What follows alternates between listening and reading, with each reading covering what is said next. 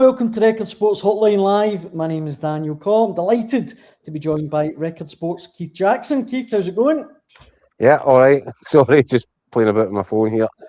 You have my full attention, Daniel. Sorry. Apologies. We're also joined by Record Sports one and only Michael Gannon. Mick, it's always good to see you. Evening, chaps. How are we? All good. How are you? Not bad. I'm back in the Gannon Towers room of doom. But apart from that, we're all right. Your purpose-built studio, you mean, Mick? Yeah. Oh, sorry. Yeah, my purpose soundproof dumping ground in my house. See a bunch of golf clubs. My golf clubs. That's the ones that don't work. That's the naughty step for my golf clubs. Well, we've been talking about your golf clubs, Mick. It's getting bigger by the week. That pile of clubs that don't work. We've been talking about your golf clubs, and you know, I'm actually a wee bit surprised that you've not done up the studio in Chez Gannon, given your lucrative sponsorship deal with Netflix over the summer. There you go. I got a wee visor. There he is. Dear. Looking good. Oh, mate, he's an absolute ringer. I'm telling you, is there a number for HR? This is cyberbullying. I need to go to HR. I like that one. He's a legend and he knows it. That's not a true word said, Mick. Well, exactly. who am I to argue with that one?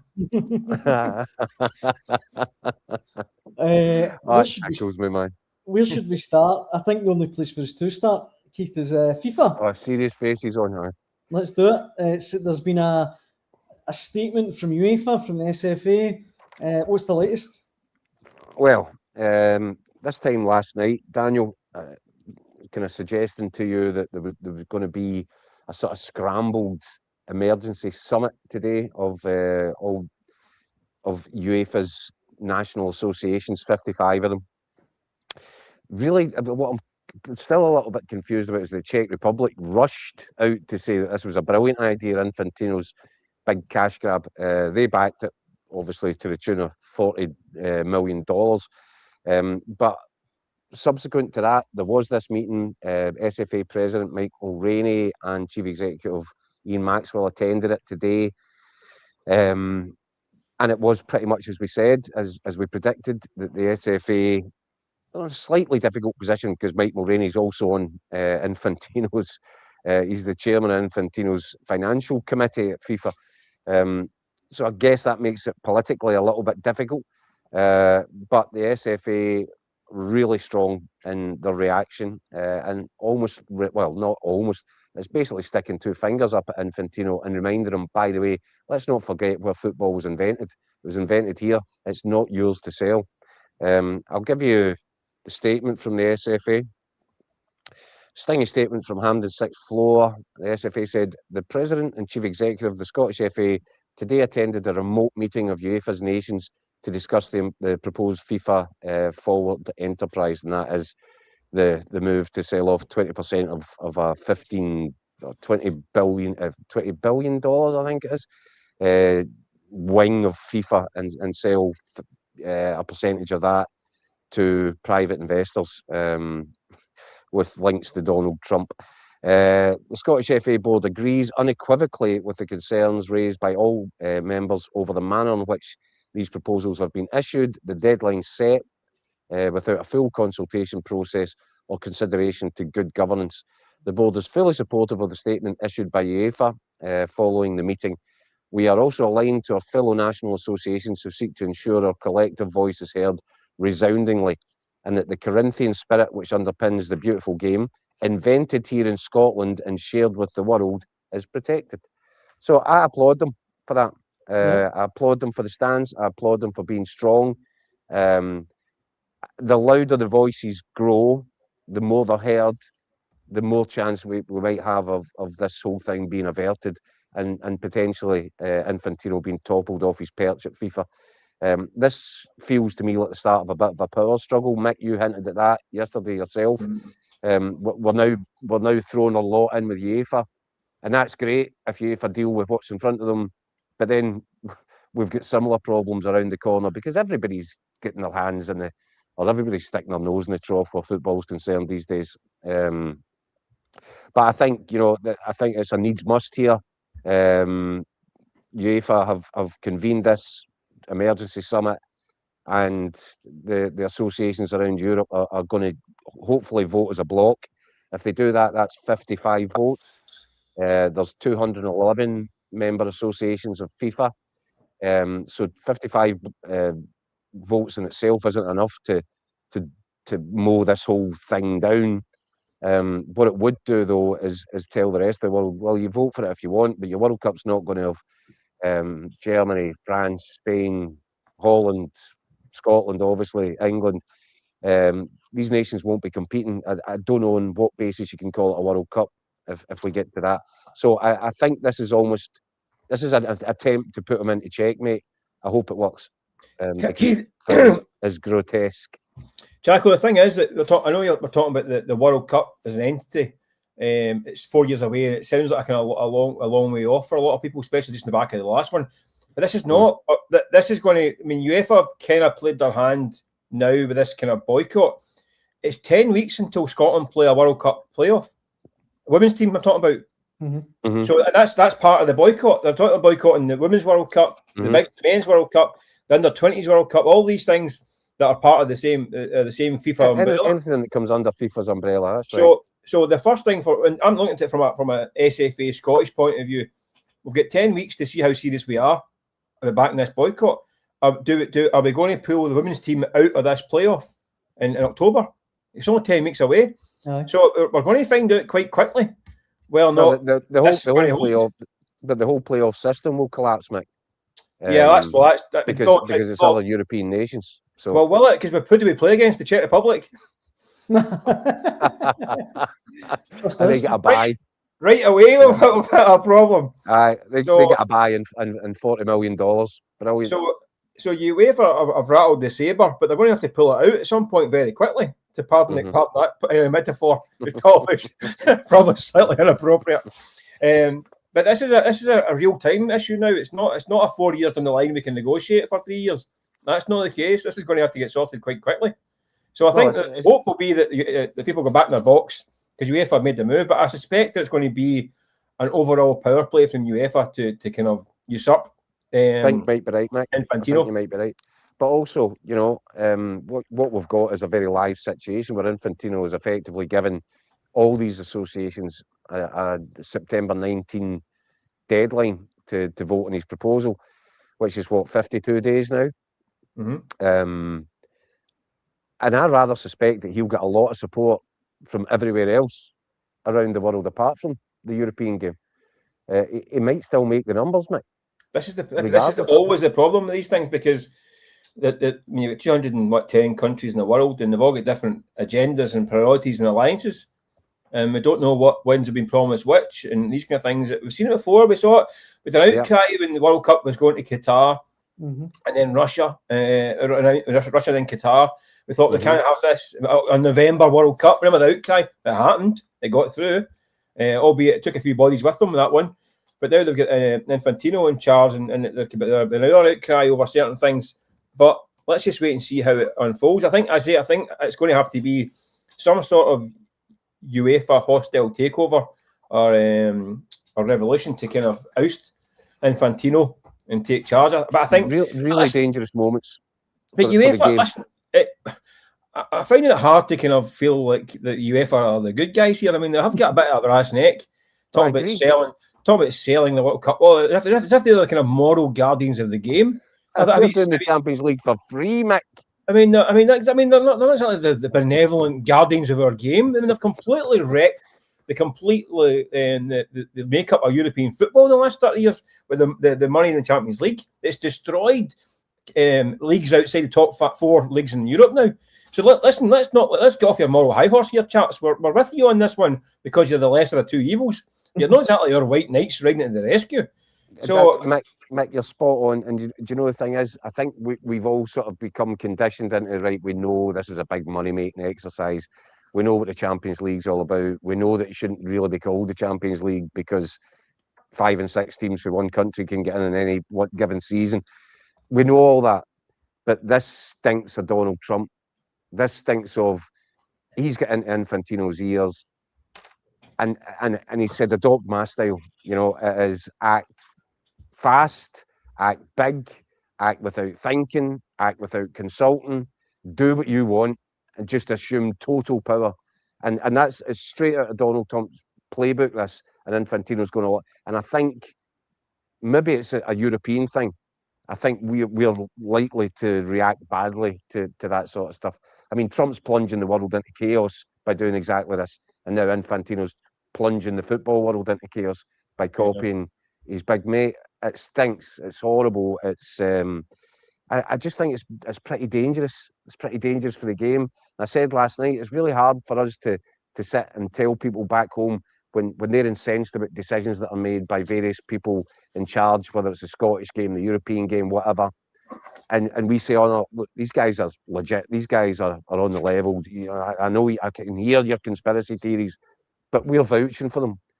It becomes really difficult to maintain that position when you're seeing the level of the corruption at the top end, at the highest end. And people will ask the question about Mike Mulroney as well, and rightly so. The SFA president, should he not be resigning from his position as chairman of FIFA's financial committee? I was going to ask you where this leaves him, Keith. Well, I think there's a strong argument for that, but at the same time, I can also see an equally strong argument, which I'm sure Mike Mulroney would put forward, saying, guys, I'm actually UEFA's guy on FIFA's boards. Therefore, strategically, it's good to have a guy on the inside. He can maybe try to help to shape the narrative or the conversations from within. But all these things are precarious. And I'm afraid it's just not a good look for anybody that's involved in it. We've got and I'm glad though that because Mike Mulroney's put his name to that statement, so he's taking a stance. Yeah. And he is in a politically difficult position. There's been some brilliant comments that have come in on this. Let me throw a few of them at you before we move on. Rebel says there's no World Cup without Europe, full stop. Gianni says Italy boycotted the last 3 World Cups. So and they've not been noticed.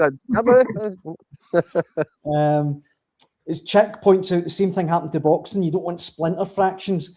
Before you know it, we'll have 3 or 4 world champions. That's a good point. Blue Nose John says we're good at boycotting World Cups. Should have boycotted this one as well. Max says this has been the offering for some time. Infantino wouldn't be putting this out in public if he didn't have the backing and the votes already. UEFA may be too late. Anne says, who'd have thought they could replace Blatter with someone worse? That takes some doing. I know.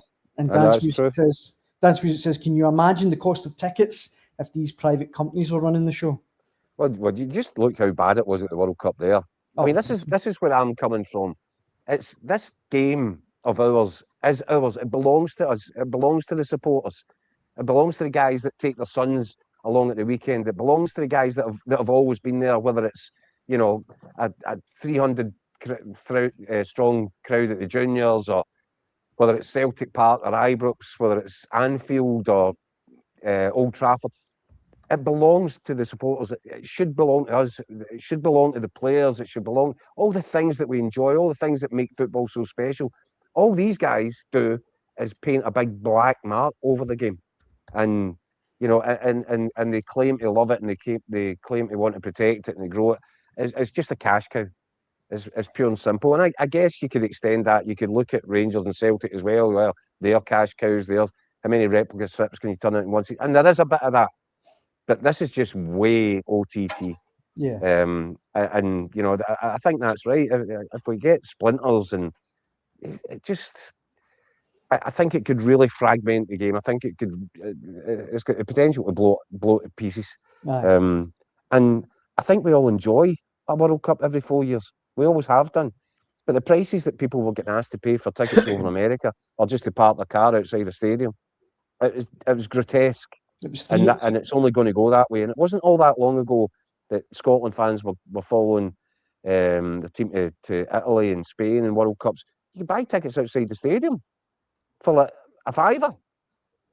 And that's when there was a real connection, and it feels as if it's been torn away from that. And Infantino is driving the bus. I remember seeing the last game against Brazil. It was $300 just to park your car. Never mind a ticket, $300. Like me. What were they saying? The bottom price for a ticket, the lowest price for a ticket for the World Cup final was like $5,000. I mean, ordinary fans can't afford this. They're pricing ordinary fans out of it, and they will lose football by doing that. If it's $300 to park your car, I've been in a situation where the ticket for the parking would cost more than my car. That's a good point. That can't be camper van that you've been driving about in the hot. My big battle wag is worth 300 quid. GM says, I vote Keith for the new FIFA president. There you go. I accept. There you go. Brilliant. Dealt with that. Serious money to be made there, boys. Right, man. Craig in the comments says, stop being political, Keith. Keep it to football. So, sorry, Craig. Kind of is about football. I know, exactly. Look, guys, we've got loads to talk about, and we should move on because we've got a new season of the Scottish top flight just about to kick off tomorrow night, and games all over the weekend, and there is a load to be excited about, but we can't just ignore this. It's too grotesque. It needs to be called out, and I hope everybody does it. I hope everybody calls it out. I'm glad that the SFA have done it. I'm glad UEFA have come out with statements. I'm glad Andy Burnham, the PM's come out and had his say, because the more noise, the better where this one's concerned. Absolutely. On the football front, as Keith says, it's obviously the first weekend of the new season. We'll look ahead to the fixtures. We'll talk about Rangers' new signing that they've announced today and a couple other bits and bobs. But Celtic, Mick, we talked yesterday about Casper Who was in the door, but overnight there's been a lot of speculation about Alistair Johnson and Everton. I wouldn't say speculation. I mean, serious interest, I'd phrase it. I mean, I was story in today's paper about. I mean, we've heard about Everton being kind of interested, kind of keeping an eye on him for a few weeks. From what I can gather, is that's now stepping up to preparing an actual bid for Alistair Johnson. He's now very high on the top of the wish list for Davy Moyes. I don't think it's inevitable that means that Celtic are going to have to kind of to lose him, which I think Celtic, from what I've been being told, is that they neither want nor need to sell him. He's under contract to 2029. Obviously, a major player at Celtic. There's a guy who's been tipped to be a future captain. Played a huge role coming back from injury last season. A huge miss for most of the season, and his impact when he come back was so noticeable in terms of the way Celtic played. So they don't really want to lose him. They're less than 3 weeks away from a Champions League playoff. So the Celtic are wanting to stand firm over this one. The player himself, from what I gather, he's settled in Scotland. He's quite happy, but ... the prospect of trebling your wages and going to the English Premier League is, listen, let's be honest, that is the dream for most of these guys. And it's now that the interest is serious and it's going to get stronger, it could put something a bit of a jam. In terms of money, I don't know if Everton are going to go to the money that Celtic would need. The money required to make Celtic blink, I think you're looking north of 20 million quid, maybe even towards 25. I don't think, from what I've been told, that Everton value him that highly. I think maybe 10 to 15, maybe the kind of ceiling for him. I don't think 50 million makes Celtic blink at this point in time. So as it stands, there's no bid as yet, but it's coming. But I don't know if it'll be enough to make Celtic actually take it seriously. So, but it'll be interesting because then you've got a situation the player might be thinking, wait a minute, this is a big opportunity here to treble my money. I'm 27. This is probably the right time. He's on 3.5 years in Glasgow. Again, it's back to that Celtic transfer model that in an ideal world that you do cash in on these guys when they're hot after a World Cup and you make your 15, 20 million quid or 25 million quid and you move on. But with so much work required for Celtic, this is one extra bit of work they could really do without. Yeah. So I think they might dig in and try and hang on to him. Even if just to get to the qualifier and see if we can get through that and then you can get into the loan market. I mean, Julian Araujo last year with Celtic, big favourite of the fans before he got injured. He's back at Bournemouth, and I don't think Celtic's interest in him has gone away, but they can't afford to buy. No, they can afford to buy him, but they can't afford his wages. And now he's on a long-term contract at Bournemouth, so they need to wait and see if he can get him back on loan. So if there's a scenario when they could sell Johnson and get Araujo back on loan, then that could happen. But that's late in the window. Yeah, so and that involves a drop off, Mick. I don't care. I know that Araujo. 100%. Yeah, but the difference that Alistair Johnson made, as you said yourself, when he returned to that team, he's a huge miss from that team. There's a huge drop off when he's out of it. If Celtic are even going to think about allowing this deal to happen and cashing in on him, they better make sure that they've got somebody that walks in and is just as good, if not better than him, because Celtic really struggled without him. He just offers so much in terms of balance to the team. going forward, his running power. I think he's been a terrific Celtic signing, and he totally gets the club. I think Celtic would need to be really careful here. If they've got pound signs in their eyes, I can understand that. This is the business model. You need to have a guy that can just walk in and Celtic don't skip a beat. Yeah, I don't think that there is no desire to sell him. That's what I'm saying. That they don't want to sell him. They would prefer to. I mean, people saying I'm saying digging the heels in him, but just start a big not for sale sign on him. But just not answering the phone. We have to be realistic. The market dictates sometimes, and listen, we've seen it before. But mate, listen, I don't think there'd ever be an issue with Arthur Johnson if the move didn't come about this window. He's not a guy that's going to down tools and take the huff. He's just not. Yeah. I mean, I haven't got to know him over 3.5 years. I wouldn't say, but not got to know him like that intimately. But speaking to him regularly, his attitude is absolutely spot on. He's a hugely positive influence in the dressing room and on the pitch. I just think that it might be tricky because what might happen as well is that if Everton do go first and make a move for him, I think others will follow in behind. I think Arthur Johnson is a hot property right now. He did a terrific World Cup against good teams as well. He's done it in the Champions League. He's done it for Celtic for 3.5 years. I just think he's probably his graph is at the top right now, and it will be more than one club looking at him. It won't be just Everton, that's for sure. That may be the first of many. So it could be an interesting few weeks. But I think Celtic need to hold tight until after that playoff for a start, and ideally beyond that. In the comments, Keith, just briefly on Alistair Johnson, Mark says Celtic would need 30 million to sell. Franny says if they get 20 million, he's away. How much do you think Celtic would command if he was going to go this window? Well, I defer to Mick on all things like this. I kind of suspect, though, that 20 million would be closer to the truth. Yeah. I think if Celtic could get a deal worth 20 million, maybe with some add-ons, I think that's the point where they would blink. That's the point where they would start to examine it. And it would constitute a brilliant bit of business, you have to say that. But there's a major downside to doing good business, and that's if the business that you're doing has an adverse effect on your starting 11 on the pitch. And Celtic's board have been rightly hammered for doing too many transfer deals, which are great for the bank balance, but really bad for the balance of the first 11. I don't think they can afford to be seen to doing the same thing, make the same mistakes all over again. That's why I'm saying to you, if I'm them right now, I'm sourcing all over the place to find a guy that I can say with some justification to the Celtic supporters, well, this guy will come in, you will not miss Alistair Johnson. Yeah. And I think that's a task in itself. That's a huge task. That's the key, because Celtic should be primed and ready for this kind of offer coming in for the players. Because that's the model. The model is, Mike. I mean, he's probably a year extra because he got injured, and because he's a bit of a slow. I'm not saying a slow burner, because I think he's been good since he walked in the door, Alistair Johnson. So they are. But his game's evolved. I think Ange Postecoglou and Brendan Rodgers worked wonders with him. I mean, I thought he was quite raw when he first came in. He was like an ice hockey player, just charging into folk and bouncing them out the game. I think they two managers in particular got the polish out, and they made him a really versatile fullback. He can play on the outside, he can play inverted. Basically, attack is so much better with him in the team. He's such a big influence, and then obviously he's a ferocious defender.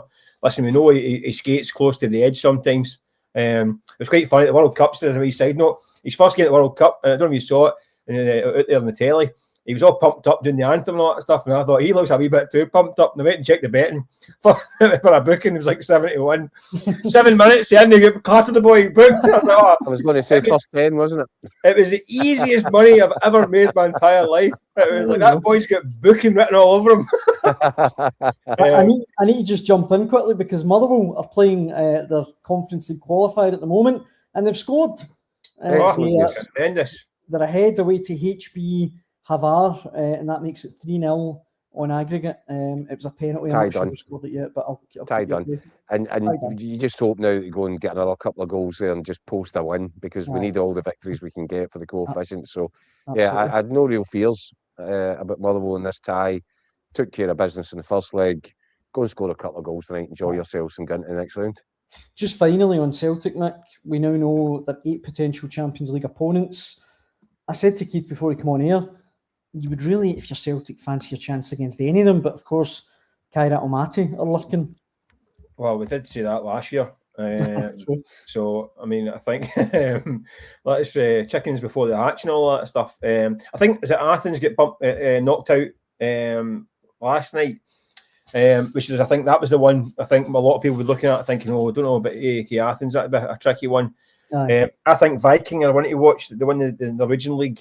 They're a right good team right now. So they're, I think, ones to avoid. I do think there's an inevitability about going back to Kazakhstan. Oh, it's always Kazakhstan, man.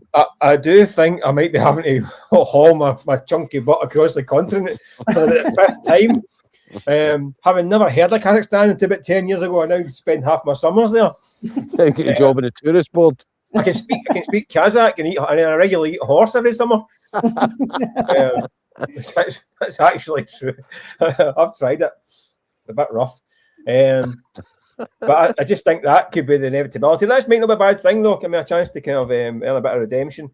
I think some of the ties are tricky. I mean, but then you look at the ones like Lask and all that. These are teams that Celtic should be thinking they should be beaten. Yeah. See, Viking one, I think they need to watch out for. They're a good side at the moment. But the rest, I mean, Timothy Slovenia should be beating them, really. Let's get it right. If you can't beat these teams, you don't deserve to be in the Champions League. No, you're not in the Champions League if you can't get through two ties against that calibre. No, I know there's some decent teams in there, but they're not. They shouldn't present a barrier to accessing the Champions League. No way. Not to Celtic. No, but I don't think anyone at Celtic should be resting their laurels and thinking, "Oh, these teams all look like a piece of cake. Therefore, we don't need to worry. We can just go what we've got." I think that attitude cost them last year. Yeah. 100%. So I still think there's gaps in that squad that need. I mean, I know for a fact Martin Neal will want these gaps filled before that. And it's now, what are we? July 30th. So it's 18, 19 days away from these ties. So it's coming quickly. And there's still some positions need filled. So Celtic cannot take this lightly and cannot expect. They can't do what they've done in previous years. Think, well, we'll get through that tie, then we'll go and spend a few quid, bring in a few big high-profile loans and all that stuff, and it'll be all hunky-dory. That's not how it works. No. A lot of these teams are actually, when you look at that list, a lot of these teams are kind of teams that have sprung up in the last 12 months, 18 months and having a good little core group of players, having a good spell. So you might not be the names, we're all going like that. Oh, they look like a bunch of diddy teams, right? That's what we're thinking.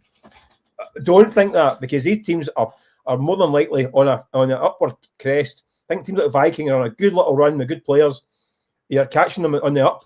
You're not catching the name. You're catching a team. And we saw it with Bodo Glimt in the past, and other teams, they get on our wave, and they're going to be a threat. So Celtic need to be alive to that threat, or they'll come a cropper again. And if they come a cropper again, they'll be a hell to pay if they haven't beforehand. But Mick, this is the point. I probably should have added the rider. When I'm saying that none of these teams should present a barrier to Celtic accessing the Champions League, I mean a properly run Celtic. Yeah, Celtic behaving as Celtic should behave should not have an issue with any of these clubs.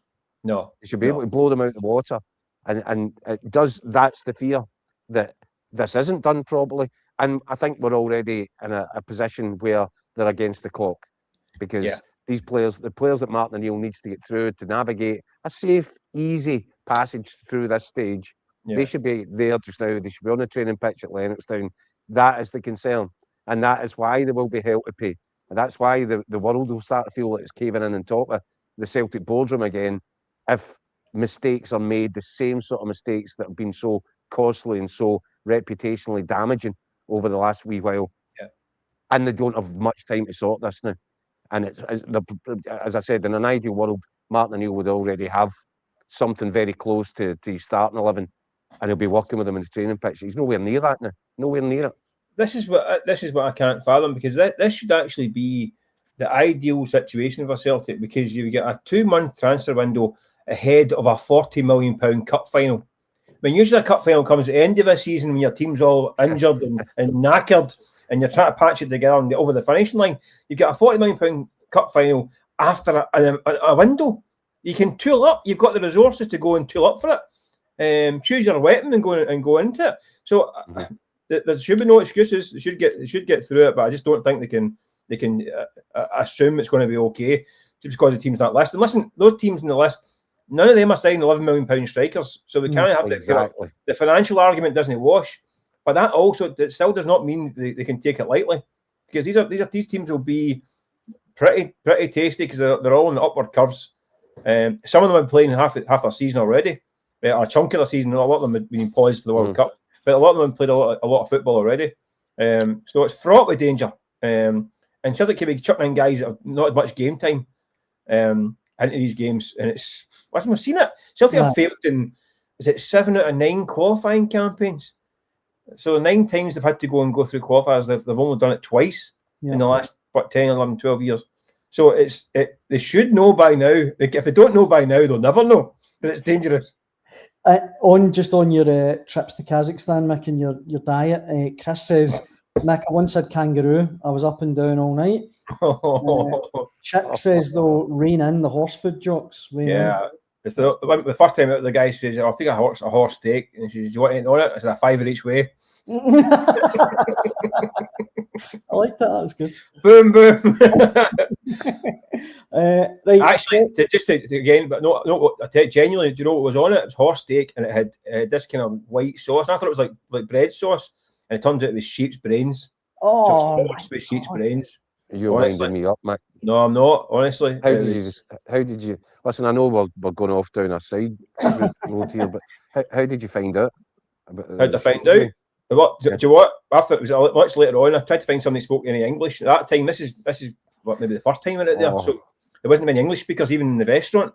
And eventually I found somebody and I said, what have I got here? No, that's horse. And I said, what's the sauce? No, that's no sauce, that's sheep's brains. Oh, wow. It was, so I just said, listen, give me 2 slices of bread and we'll deal with it. Don't worry about it. Just slap it on a piece. We'll be all right. Luke says, no way, Michael. Honestly, it was rough. It wasn't my favourite. Chick says sheep's brains, you can ram it. So they're all in form tonight. It's made me feel slightly sick. I'm sorry for you being at home. I know, we apologise. But we go back to football across the city, Keith. Rangers have announced their 8th summer signing, all well through McCania. His nickname is Big Mac. He's checked in. Apparently it's £3 million, 4-year deal. You'd imagine what he's going to partner Amy Fernandez probably tomorrow night at Tannadice if the international clearance is through. I'm not so sure, you know. No? Fernandez is a very, very good football player, and he had a great season last season. Do you think, am I alone in thinking, Mick, that Derek McInnes really likes Godfrey as a first pick, and might be looking for a partner for him, whether or not it's Fernandez? I think he needs cover. I'm not entirely sure that Godfrey wouldn't be the one that definitely makes the team sheet with another beside him, and I think he does need more options defensively. So it looks like a good signing for Celtic. He's young, I think he's 22. So for centre halves, that's a young age. So it usually means there's some edges needing kind of knocked off and polished a little bit. But his raw attributes look really good from a Rangers perspective. Big, strong, aggressive. He looks rapid over the ground, and does look quite sort of composed with the ball at his feet. So I think Rangers can be pleased with that bit of business. Whether or not he's ready to go straight in as a starter and challenge Manny Fernandez for a starting position, well, we'll see tomorrow night. I would doubt it, but I think Rangers have made probably a pretty astute bit of business with this one. He looks as if he's got all the tools required to get to a good level in the game, the same very much as Fernandez. I sometimes think about Fernandez, he's guilty of being a bit lackadaisical, a little bit, sometimes a little bit too, plays with a little bit too much of a swagger. And Derek McInnes is a very defend at all costs, first and foremost manager. I don't think that he will be delighted to see centre half kind of taking guys on, doing step overs, and then spraying passes. I'm not saying that Derek McInnes is going to adopt anti-football approach, but I think first and foremost for your centre halves, defend your penalty box, do the basics, and then if you want to add some bells and whistles, then feel free. But let's remember what you're there for in the first instance. So I think that's one to keep an eye on. Yeah, he's going to compete for that role. You think eventually it gives him time because that's another extra option. He'll have time to kind of find his feet. But it also arranges a bit of future proofing because you think Fernandes at some point is going to be sold. I mean, there was talk of interest at the end of last season, wasn't there? It's about a year down the line. It means that your big Mac's got a year under his belt and he can slot in as well. So I think it's a good sensible move for Rangers. Mm-hmm. The guy can come in. He might not go into the team straight away, but he can find his feet, and it gives you the option to rotate at times, like you say. And if in 6 months or a year's time a big money offer comes in for Fernandes, you can say, "Listen, thanks very much and all the best," and take a big whack of money. So I think replacement there. Yeah, I think if you're going to be serious about trying to win the league, and Derek McInnes, I think goes into this season, Mick, and he's clever enough to know, Derek, that as much as he might go in the door thinking, see if I could get 2 or 3 years here, I could really build something. I think Derek McInnes will be well aware that probably none of his fault, but what's happened previous to him getting this job, patience is wafer thin. He's not going to have 2 or 3 years to turn this around. He needs to try and win this title in his first go, his first attempt at it this season. And I think if he's going to do that, and you expect him to attempt to do that as the board, you have to make sure he's properly equipped.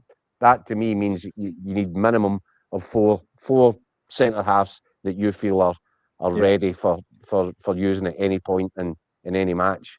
And I don't think Rangers have that at this minute in time. There's been another goal in Torshavn. 2-0. HB Torshavn 0, Motherwell 2. Fadinger from the penalty spot and Charles Cook. So 37 minutes in, they're 4-0 up in aggregate. I think they'll win the whole thing personally. So that's good going. Faroes. You were talking about Kazakhstan, Mike. I don't know how many times I ended up in the Faroes back in the day. Wow. It's one of my places I've never been, Keith. I've never been to the Faroes. It's one on my list. Yeah. No, I've been. Did you try a bit of puffin? No, I never had the puffin pie. I heard it was meant to be very nice. Did you like it? I imagine it being quite a nice place, no? It's not for everybody. And probably I was a bit younger back then, and it's probably maybe I'd enjoy it more now. It's more of that sort of a pace to it. Guys up in the roof mowing their lawns and all that, on top of the ceilings and on top of the roofs. It's a weird place. It grew a little bit as well. Torshavn during the amount of years that we kept going back over a period of, I don't know, about a decade. And by the end up, it actually had its own nightclub and all these things that were nowhere near it. I think when we first went out there was a fabled green door. And if you could find this green door somewhere in Torshavn's city centre, knock 3 times, that was like a speakeasy. And people could go in. And when we did manage to find it, you'll be surprised to learn. But by the time we went back the last time, you didn't need to run about trying to sneak into speakeasies. They had big nightclub and all the fun of the fair. So, interesting place, Mick. You would run riot there at Hazard, I guess. You had me early on that. Had me at nightclub. Just like they shuffle with my slippers these days. The other bits of news from the Premiership we should probably touch on. Stephen Presley signed the new deal at Dundee, Keith. It's kind of good to see him doing so well after a tricky start. Delighted for him. Yeah. Delighted for him. And obviously, Stephen was one of our guests last season on the Hotline Live. I've known him a long time. He's projected this image of himself, which I still laugh. It still makes me laugh, because he's a, how would you say, a very colourful character, and he sounds as if he's the dullest man in the world, and he's completely not. Stephen, he's a bit of an enigma. Big Elvis, hard guy to work out. I love him to bits, and I think that when he went into that job this time last year, there was Dundee fans all from clubs all around Scotland actually who expected him to fall flat in his face. There were Dundee fans threatening to hand back season tickets and all that sort of stuff. It was a real bad reaction to it. He went in and systematically worked through all the faults that Dundee had, improved them, made them better. I thought they ended the season as probably the most improved team in the league. Obviously apart from Hearts. And he's got a difficult job again, because every summer there's a sort of a mini or major rebuild required. So I think he's lost 1 or 2 of the guys that were standout players from last season. But I think that contract is an acknowledgement for the club that they're really pleased with the direction that he's been moving them. And I think even on a human level, I think he said that his wife can now come up to Dundee and move there and put down, family can start to put down roots there again. So yeah, on every conceivable level, I'm delighted for him, and not least the fact that I do think he did an excellent job against a lot of expectations last season. I wish you hadn't said that though about the wife moving up, because that's the kind of bit that's clipped out of the documentary when he sees books in October. Oh no! As soon as he said that, I thought, oh god, I don't like hearing that. That's tempting fate. Listen, I think he needs a bit of help. I think at the moment, I'll get Slater Hogg on the phone. No, I think he needs a bit of help in terms of his squad, because he's lost. I mean, he's lost probably his 3 best players from last season. Yeah. Congreve's away. Luke Graham's away, the goalkeeper's away, McCracken's gone, a few others. I think Clark Robertson, the captain's away as well. He's lost a lot of players. They've signed a few guys like Alan Forrest are coming in, and a few other ones. I think he needs. I think that's a good signing, Matt. Yeah, I think so. I think the moment. I mean, we did our predictions this week, which is ridiculous because the window's still got 3 weeks to go, or 4 weeks to go. So you're kind of shooting the dark with your predictions. I actually think I tipped Dundee to go down at this point in time, but that could change. I've gone St Johnstone. So Johnstone, they also need a bit of help. I think they need to add to their squad. I think St Mirren, I've got concerns about St Mirren as well a wee bit. I know that they kind of made a bit of a kind of pig's ear of the League Cup at the end. End up getting, was it Rangers in the draw after thinking they were home and dry. I slightly said them, but I think Dundee needs help as well. I think Elvis needs a bit of help. I think getting the contract's good. I agree with you. I think he's a cracking manager, great guy. He understands the game, Mick. He understands the game. It does. Who's your dark horse, if you were to say a surprise package for next season, for the coming season? Surprise package. I don't know if it's a surprise, but I think Aberdeen will be back in the top 6. Might not always be pretty, but I think Stephen Robinson will get them going again. I think they'll be textbook hard to beat, and they'll get results. I think Motherwell. I know we're talking tonight. I think Motherwell, despite having a bit like Dundee, having lost 2 of their best players, at least 2 of their best players. I mean, losing Watt and Just. I mean, 2 of the players of the season last year, not even 2 of the best players at Motherwell, 2 of the best players in Scotland they lost this summer. And yet they've come out. Listen, they're playing a team for the Faroes. I think they're currently 5th in the Faroe League right now. So they're not really playing much over these 2 legs. But I like the sound of the new manager. I like what I hear. I think they could be, if they get top 6 again, that'd be a brilliant achievement. So I'll maybe go with Motherwell. The model seems to be working quite well at Motherwell, and so that's my pick for a dark horse. I'll see your Motherwell and I'll raise you a Kilmarnock. I think Kilmarnock could be top 6. We talked about teams that improved towards the end of last season. I mean, they were night and day in the space of a very short turnaround for Neil McCann.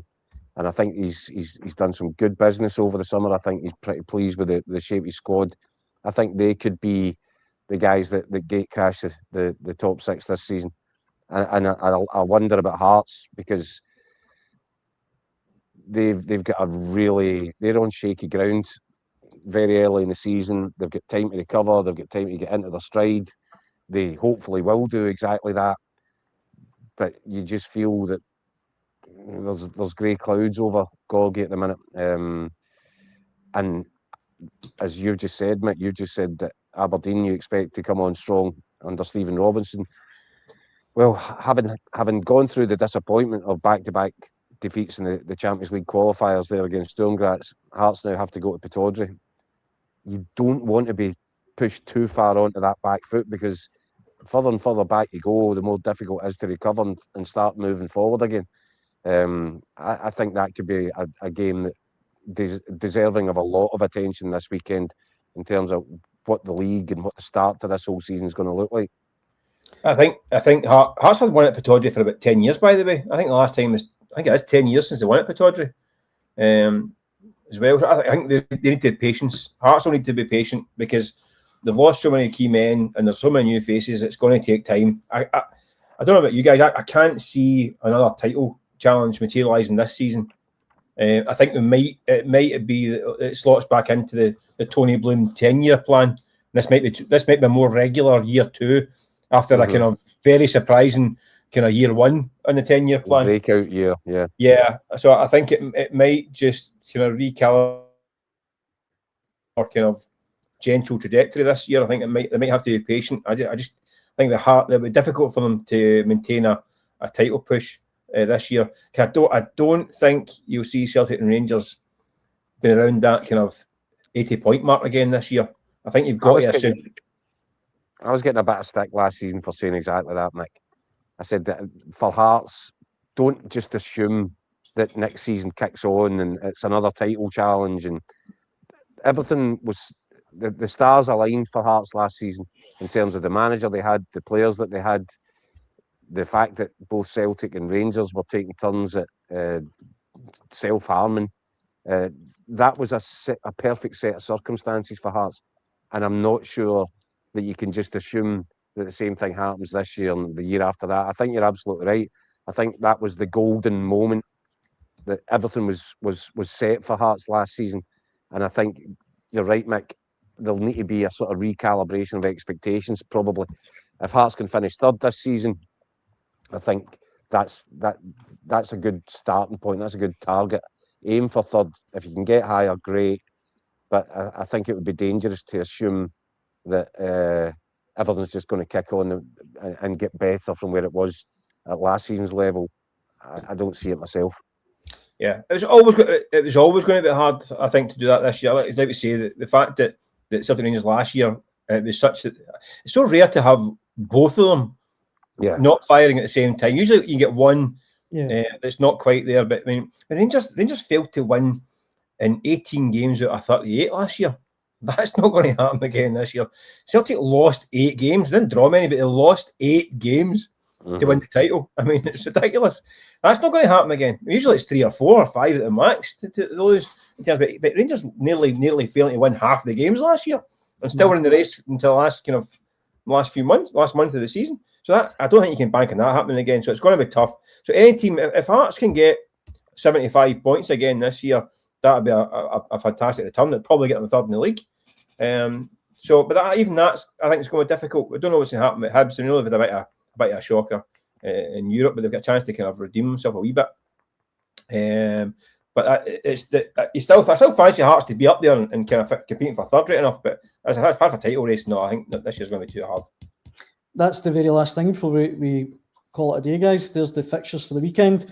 I put them up a minute ago, but at Dundee United, to get the Dundee United Rangers tomorrow night, Keith, I think it's a cracker to start with. It's going to be a really good game, I think. Listen, when either half of the Old Firm go up to Tannadice, you're guaranteed an atmosphere. I think you're guaranteed a competitive match. It's always going to be feisty. Jim Goodwin will make sure of that, and his players. I think it will be really competitive. I do think that, you know, I was reading Barry Ferguson's column the other day, and he said Rangers have been guilty for years of new managers coming in, guys that really don't understand the Scottish game, and it might take them a while if they ever get to fully understand it. But it certainly takes them a while at the start to get used to it and to know what's lying in wait for them at various venues up and down the line. Derek McInnes goes into this, he knows it upside down, inside out, back to front, whatever you want to say. And he'll have that team prepared. And Barry Ferguson's column was saying, you know, I think there has been an element of a soft touch to Rangers. He says that probably ends right now under Derek McInnes. I think you'll see a sign of that on tomorrow night, because I expect Rangers. This will be a Rangers side, unlike some that have gone before, that realises the need to be prepared to win the battle before you win the game of football. I'm not saying that Derek McInnes is going to turn Rangers into a bunch of sledgehammer throwers. That's not the case. But they will know that there are certain requirements, base level requirements, which are needed if you're going to win more of your share than not of games in the Scottish top flight. Derek McInnes knows that better than any manager in the league, given the amount of time that he's spent in it.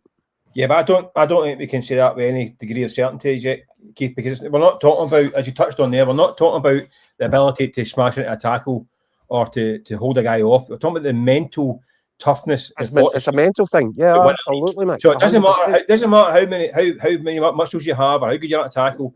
It's have you got the mental strength and bottle to go and win a league?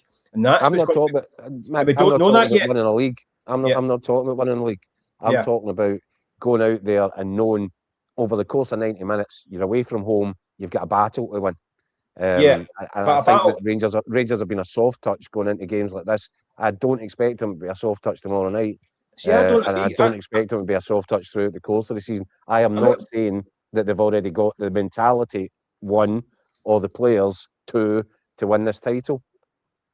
I'm saying, but I think it'll be a very different look in Rangers. Is what I'm saying is the battling is a given. That's in Scotland. You have to win the battle every week. It's the creativity. Mick, it's have saw this Rangers side over the last 2-3 seasons? They've been battling for anything. I don't think I would say that we were soft. I think they've been mentally soft. Mentally soft. So I'm talking about the bravery on the ball, to take the pass on, to beat the man, to create a goal, to score a goal, to win in tight games, to create a bit of magic, have the bravery on the ball, not to go hiding. That's not. I don't mean smashing it to tackles. That's a given.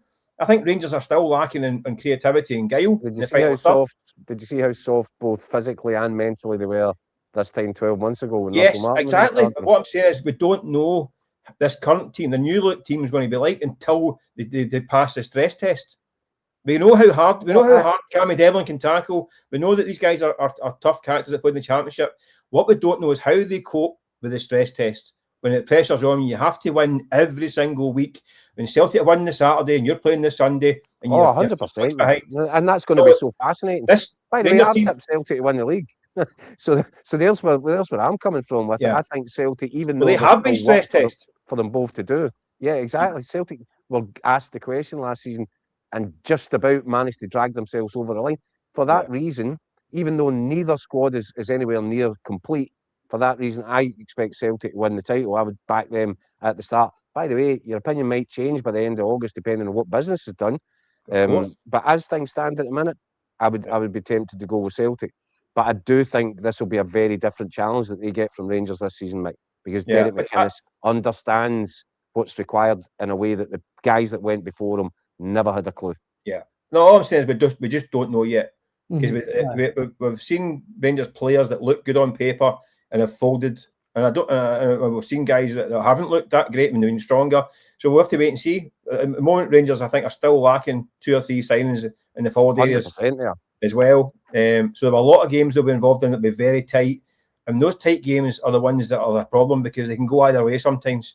The toss of a coin, a decision, or a mistake, and Rangers need to have easy wins some weeks. And then again, it's going to be down to how do they cope with the pressure. So it's a big unknown. I think it's exciting because the Rangers are a big unknown this year.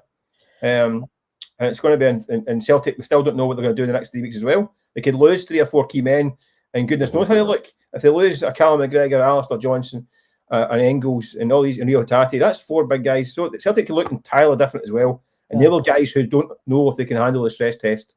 So bring it on. It's going to be great fun. Bring it on, eh? Yeah, bring it on, mate. That's exactly right. We're deep into extra time, so I think that's us for tonight's show. Thanks very much for all the comments and everyone watching at home. There is actually, we don't normally have a Hotline Live on a Friday, but we will be back tomorrow night live with some of the guys, either Scott McDermott and Andy Newport, or one or the other, live from Tannadice at full time tomorrow night. So we hope you can join us then. But for now, Keith, it's an absolute pleasure. Cheers, Dan. And Mick? I'm just checking Just Eat, see if we can get a piece in horse delivered. I'm starting. Cheers, the hot. To finish on. Guys, it's always a pleasure. Thanks very much. Hold the sheep brain. See you later. Hope you can join us tomorrow night. Thanks for watching.